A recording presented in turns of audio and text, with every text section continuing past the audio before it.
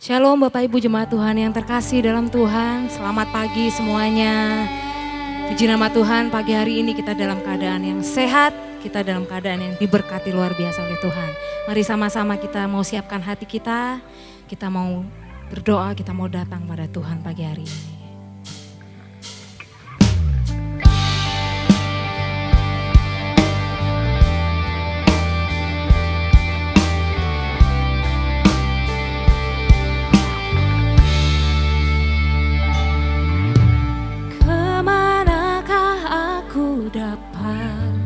Pergi menjauhi rohmu yang suci, kau sahabat, dan kau dekat.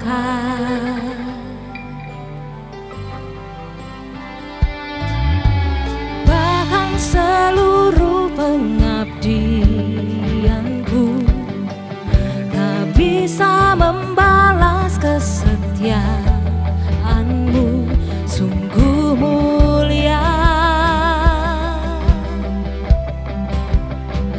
dan berharga, sungguh indah pengorbananmu bagiku, terlalu dalam untuk dimengerti, sungguh besar, sungguh indah yang kau pikirkan tentangku, tak terselami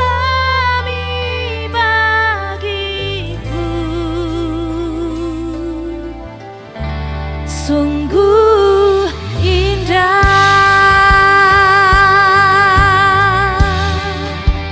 Terima kasih Tuhan buat kasih setiamu nyata dalam hidup kami Tuhan.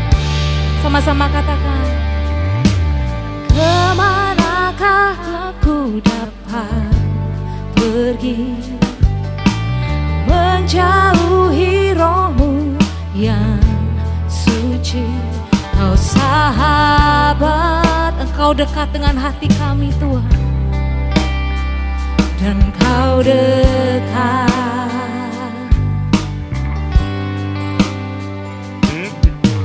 Bahkan seluruh pengabdianku tak bisa membalas kesetiaanmu, sungguh mulia dan berharga. Angkat tanganmu, katakan sama-sama, sungguh besar pengorbananmu bagi, terlalu banyak Tuhan dalam untuk dimengerti, sungguh besar, sebab indah yang kau pikirkan tentang kami. Amin.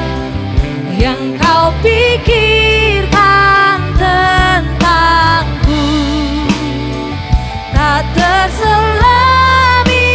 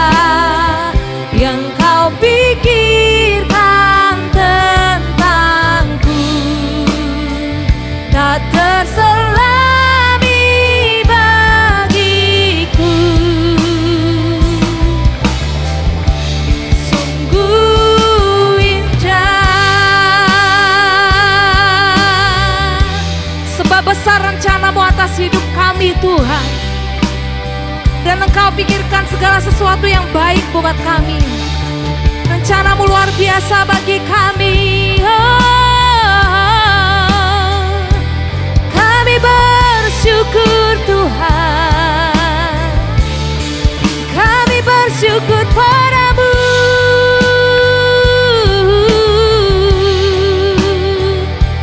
Indah rencanamu Yesus. Haleluya.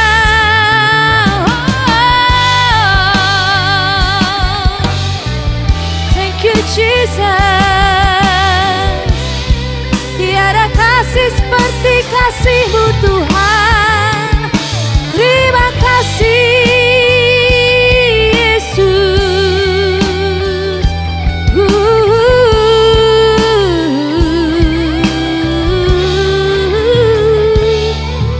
Haleluya, haleluya. Anugerah-Mu Tuhan, kasih-Mu Yesus, sempurna di hidup kami Tuhan.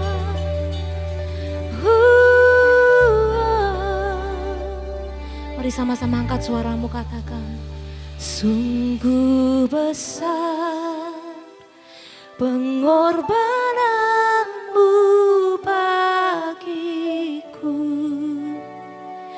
terlalu dalam untuk dimengerti. Sungguh besar,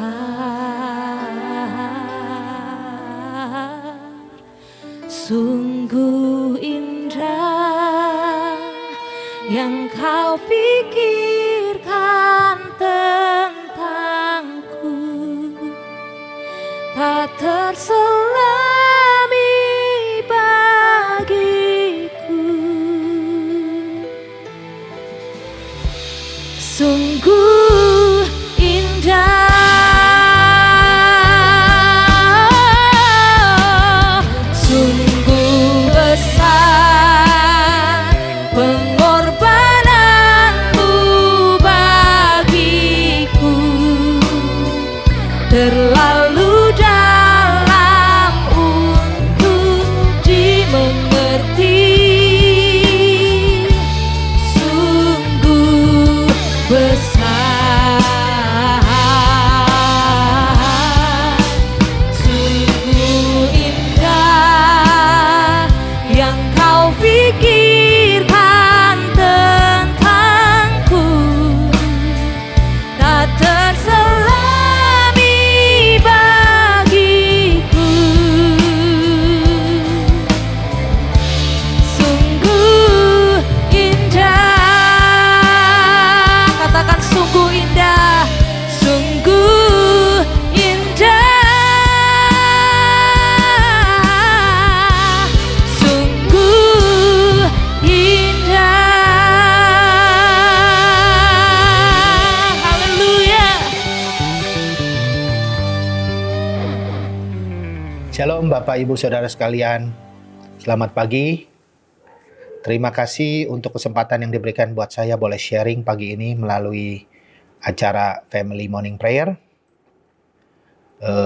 Saya bersyukur bisa diberikan kesempatan untuk sharing pengalaman saya. Sebelum kita masuk dalam sharing pengalaman, mari kita berdoa. Bapak Surgawi, terima kasih untuk pagi ini. Terima kasih Engkau telah membangunkan kami dengan keadaan sehat. Terima kasih Tuhan buat perlindungan-Mu pada malam hari, sehingga kami boleh bangun dengan segar dan sukacita. Roh Kudus pimpin kami semua supaya kami boleh fokus, mendengarkan, dan mendapat sesuatu melalui sharing pagi ini. Terima kasih Tuhan, dalam nama Tuhan Yesus Kristus kami berdoa. Amin. Saudara, kita masih dalam tema yang sama, Great Mindset, yang di-set oleh gembala kita. Kali ini, pada kesempatan ini saya mau bicara tentang masalah triumph over fear and worries. Artinya apa? Menjadi pemenang terhadap ketakutan dan keraguan kita semua. Saudara hati-hati ya terhadap apa yang saudara pikirkan. Apa yang saudara taruh di dalam pikiran saudara. Itu akan menentukan fokus saudara dan juga cara saudara memandang hidup dan bagaimana kita hidup. Nah, jadi melalui kita bersyukur ya sebenarnya melalui pandemi itu kita bisa belajar banyak. Melalui pandemi yang kita lalui selama kurang lebih sekarang dari bulan Maret sampai Desember ya saudara ya. Jadi udah hampir 1 tahun. Dan ini masih berlanjut saudara. Kita lihat dari kasus ini aja apa yang dunia sebenarnya sedang promosikan atau dunia sedang berikan kepada kita. The spirit of fear, the spirit of lawlessness atau ketidakteraturan, tidak ada hukum, kemarahan, ya, kebanggaan terhadap diri, kesombongan, power untuk menguasai. Kita lihat kasus apa? Kasus COVID sendiri kita tahu. Saat ini di Indonesia tingkat OTG-nya makin tinggi ya. Extremely high boleh kita bilang. Kemudian kita lihat lagi kasus yang udah lama tapi ya saya rasa masih seperti jamur, masih ada sedikit-sedikit, yaitu kasus penembakan black civilians oleh white police. Itu juga tetap menjadi satu masalah. Kebencian, kemarahan. Terus kasus apa kita lihat? Kasus kebanggaan, kesombongan. Setiap negara sekarang berlomba menciptakan vaksin-vaksin. Yang tentunya untuk apa? Untuk power, untuk menguasai, untuk make power of rule the world gitu loh. Dengan vaksin zaman sekarang. Terus teknologi pun sama kita lihat. Apakah teknologi itu digunakan untuk kemanusiaan? Belum tentu. Syukur kalau mereka gunakan untuk kemanusiaan. Tapi kadang-kadang mereka gunakan untuk apa? Untuk kesombongan juga, kebanggaan, power. Ya, menurut saya pribadi, hal itu lebih beracun dan lebih mematikan daripada COVID itu sendiri. Karena COVID itu sendiri kalau kita tangani dengan benar,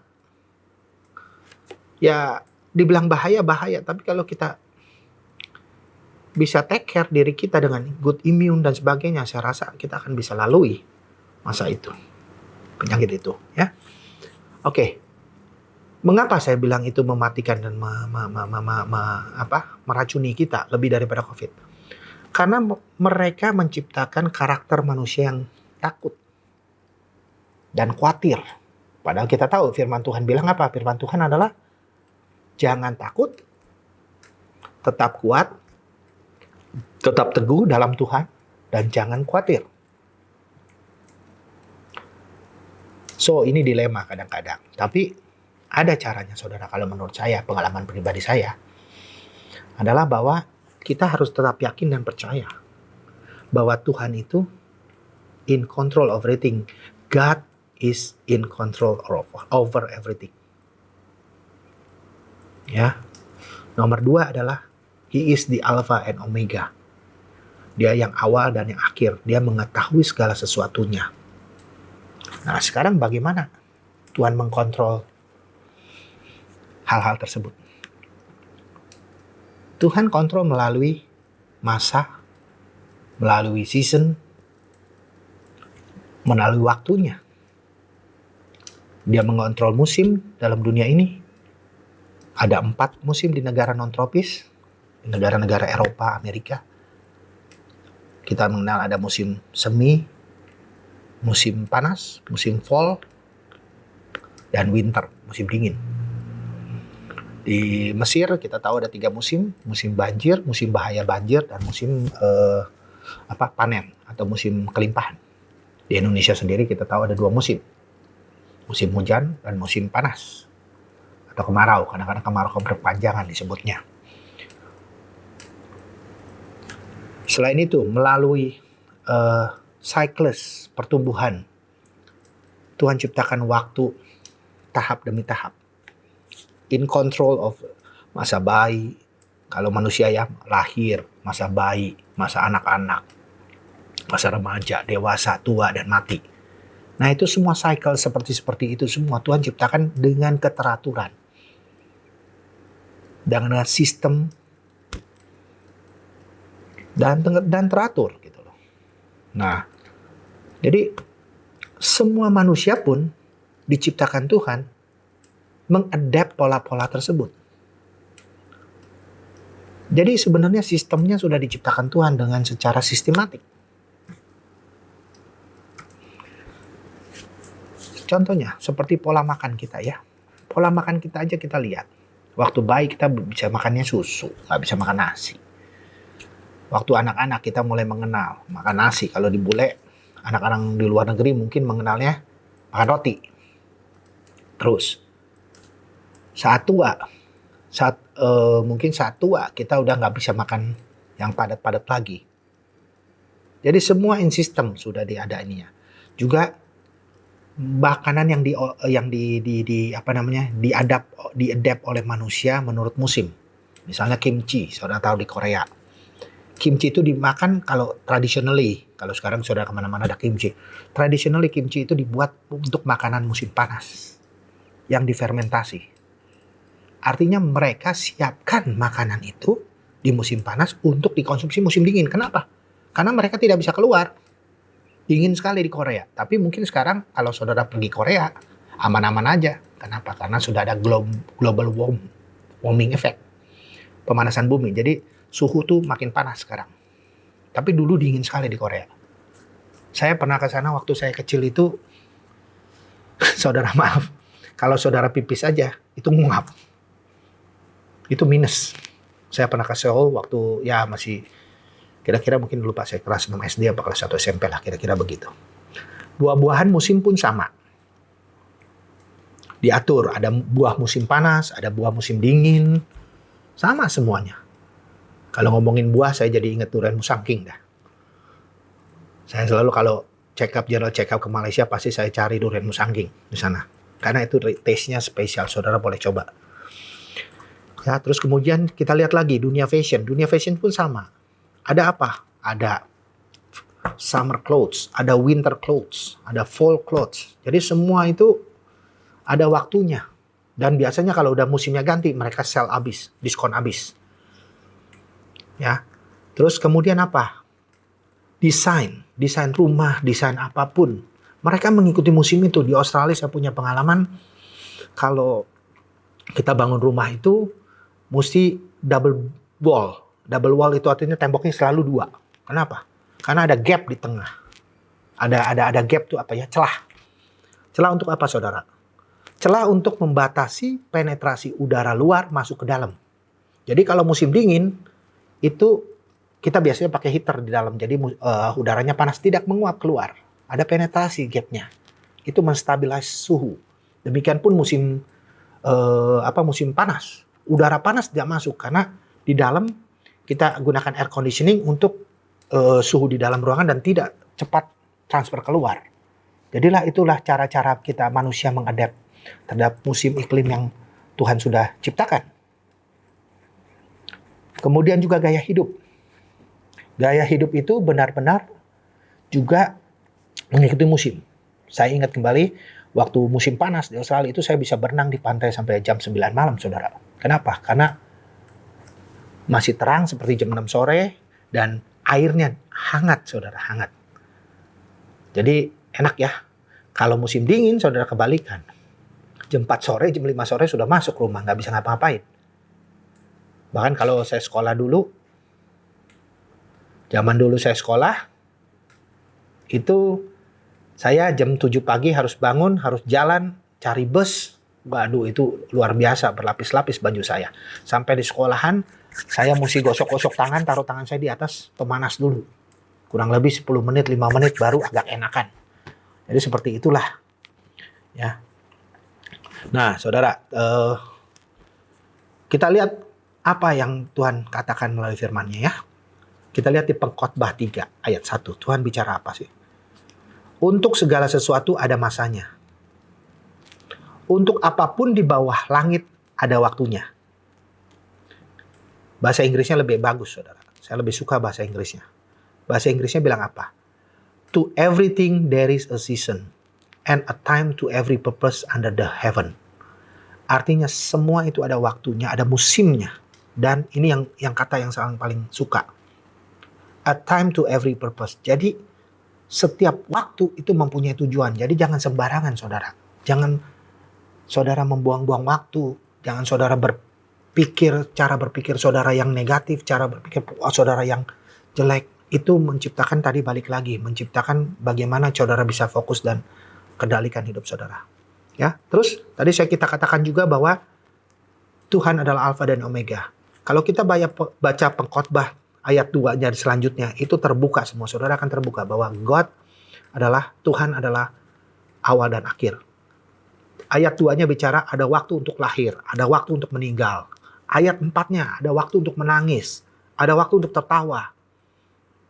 Ayat 7-nya bicara apa? Ada waktu untuk berdiam diri, ada waktu untuk berbicara. Terus kemudian terakhir nih, ayat 8 yang cukup kaget juga waktu saya baca adalah ada waktu untuk mengasihi, ada waktu untuk membenci, ada waktu untuk perang, ada waktu untuk damai. Jadi Tuhan itu men-set semuanya juga ada gitu loh. Intinya apa sih? Sekali lagi, intinya adalah bahwa Tuhan menciptakan, merancang segala sesuatunya dengan tujuan untuk mendatangkan kebaikan. Dan dia tahu dari awal sampai akhirnya. So why have to worry? Ada satu lagu yang saya suka. Lagu lama. In His Time kalau saudara tahu. Kata-katanya kurang lebih begini. In His time, He makes all things beautiful in His time. Jadi semuanya itu diciptakan untuk indah pada waktunya. Ya saudara ya. Terus apa challenge-nya? Apa yang harus kita lakukan untuk menghadapi rasa takut dan worry kita? Mari kita buka Filipi 3 ayat 13 dan 14. Filipi 3 dan ayat 13 dan 14 berkata apa sih? Saudara-saudara, aku sendiri tidak menganggap bahwa aku telah menangkapnya. Tetapi ini yang kulakukan. Aku melupakan apa yang telah di belakangku. Dan mengarahkan diri kepada apa yang di hadapanku. Dan berlari-lari kepada tujuan untuk memperoleh hadiah. Yaitu panggilan sorgawi dari Allah dalam Kristus Yesus. So, kita lupakan yang lama dan kita fokus kepada apa yang Tuhan sudah janjikan kepada kita. Itu kurang lebih artinya. Sekali lagi, saya suka lagu lama lagi. Saya suka lagu lama ya, saudara ya, maklum. Satu lagu Will Be Faithful namanya. Judulnya, bukan namanya, judulnya. Nah, itu kata-katanya sekali lagi bahasa Inggris. Karena memang background kehidupan saya, sebagian dari kehidupan saya adalah di luar negeri. Bukan sombong, tapi memang itulah keberadaan saya. 7, 8, hampir 10 tahun kali saya di luar negeri. Jadi, bahasa saya kadang-kadang sedikit kacau. Kata-kata itu bagus sekali, saudara. Bicara apa? Forgetting what lies behind. Lupakan apa yang telah lewat di belakang. Setting our hearts on the prize. Prize dari siapa?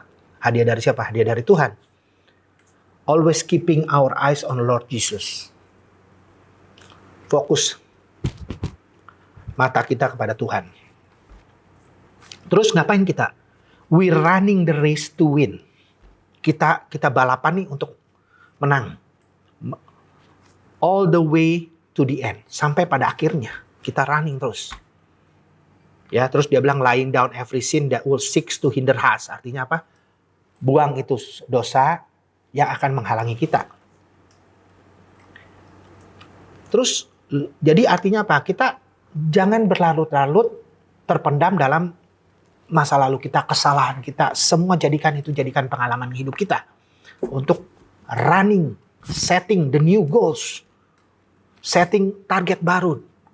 Hadapi future dengan bright. Hadapi future dengan satu keyakinan yang baik sekali. Ya. Terus bersiap-siap, bergairah. Mengerjakan pencapaian goal target tersebut. Nah, refnya bagus sekali. Referensinya bilang apa referensinya? Bicara, and will be faithful to our calling. For you are able to keep us from falling. Artinya apa? And will be faithful to our calling. Kita akan setia kepada panggilan kita. Karena kenapa? For you are able to keep us from falling. Karena Engkau yang akan jagain Tuhan. Supaya kita tidak jatuh. Terus kemudian dibicara apa? For in your promise we will trust. Janjimu kami percaya. And will be faithful to finish the work you began in us. Dan kita akan setia menyelesaikan apa yang Tuhan sudah mulai dari diri kita. Untuk diri kita. Jadi pegang janji Tuhan dengan kata lain. Dengan iman percaya. Apa yang Tuhan sudah rencanakan dalam kehidupan Bapak Ibu Saudara sekalian. Karena Tuhan punya purpose in our life.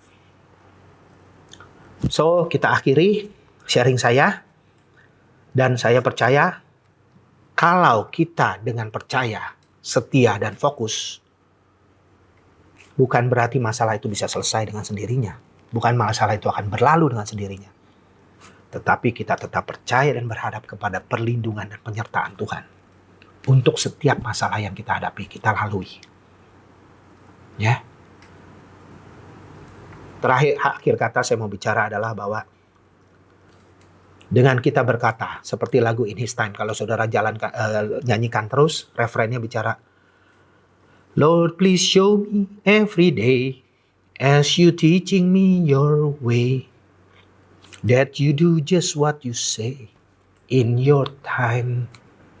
So, dengan waktu yang Tuhan sudah sediakan, dengan kehendak Tuhan atas waktunya Tuhan, kita percaya dan yakin bahwa kita bisa menjadi pemenang terhadap ketakutan dan kekhawatiran kita.